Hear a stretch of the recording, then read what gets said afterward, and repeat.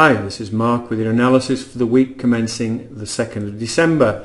Very frustrating trading at the moment. It's not easy, but the markets are tradable, and I will go on to show you my strategy for the week ahead in a moment.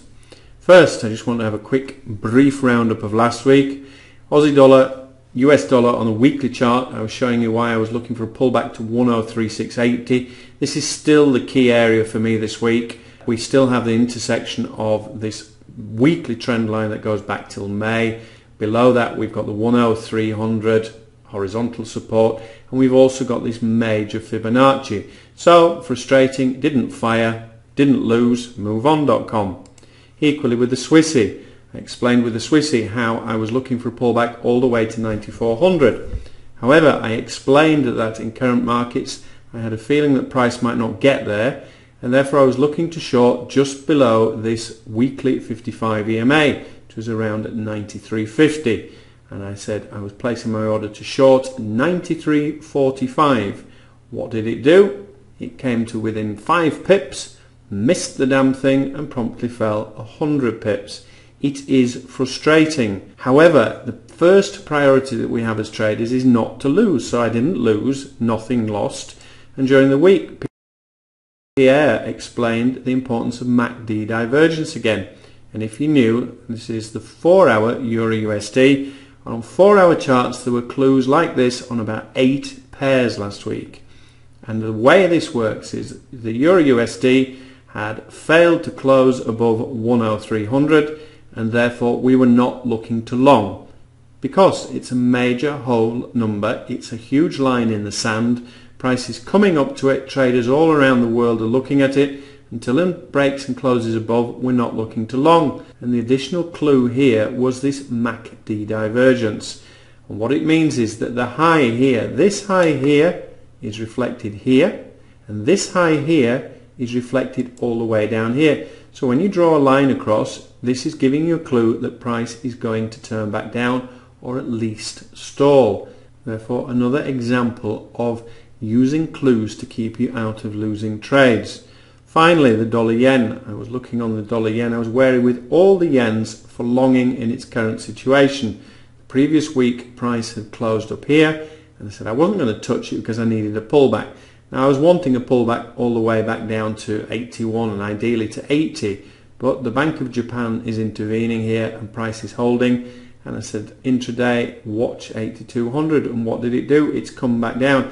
Now this is almost like summer markets, and I'm going to explain in a moment how I intend to play the week ahead.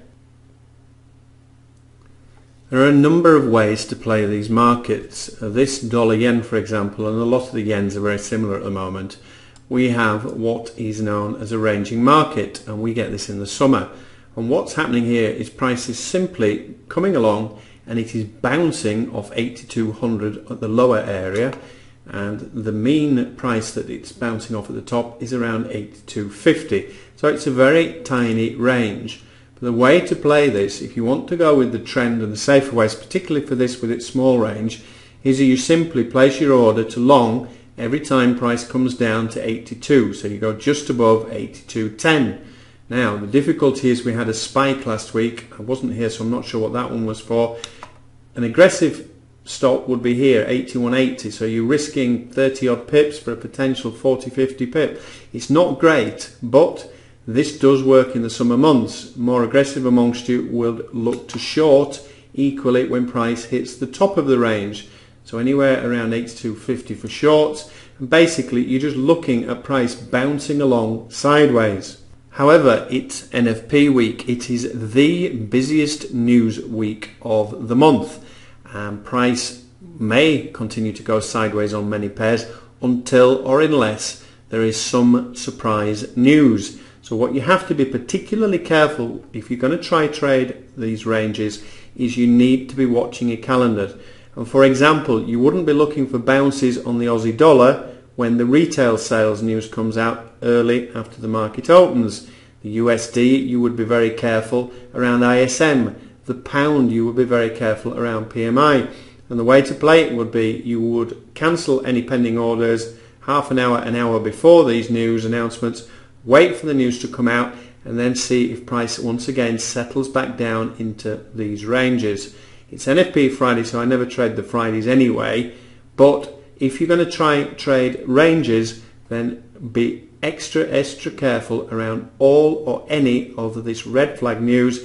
There is interest rate news on most of our pairs this week, and therefore there is a shed load of important news, and therefore you need to be careful.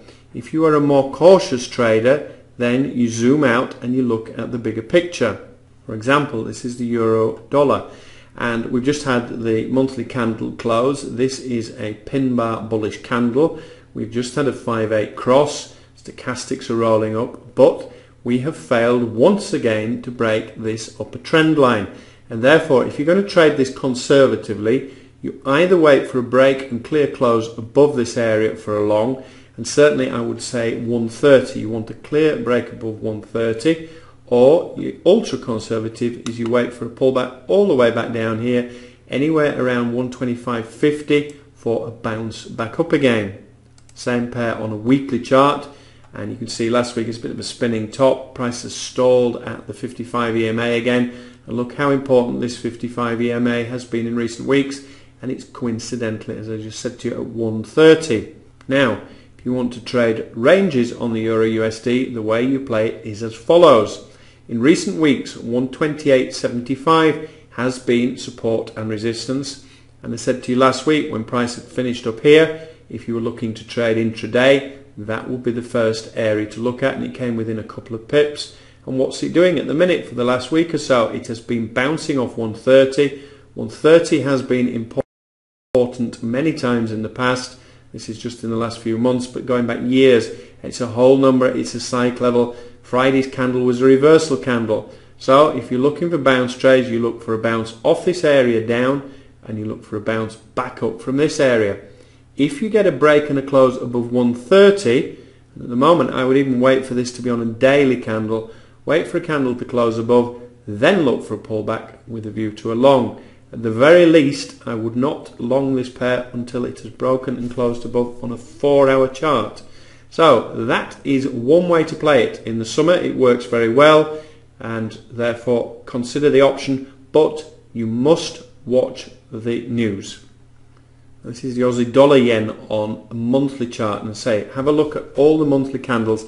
This is a huge candle on the Aussie dollar, and my personal preference here would be a pullback to 84.70. It's a major previous area, and you'll notice that most of the times when you get a big candle like this, we almost always get some kind of pullback. So personally I would be looking at 84.70. However, if you're going to look intraday and you're going to look for these little bounce trades again, look how last week 85.50 area was major support. Yes, we had a nice nasty spike on the Wednesday, but other than that, this area, its price is bouncing off, and from an upper area you would be looking around 8600. So they are small ranges. The risk reward is not great, but it does work as a trading method, particularly when we're getting such small daily ranges.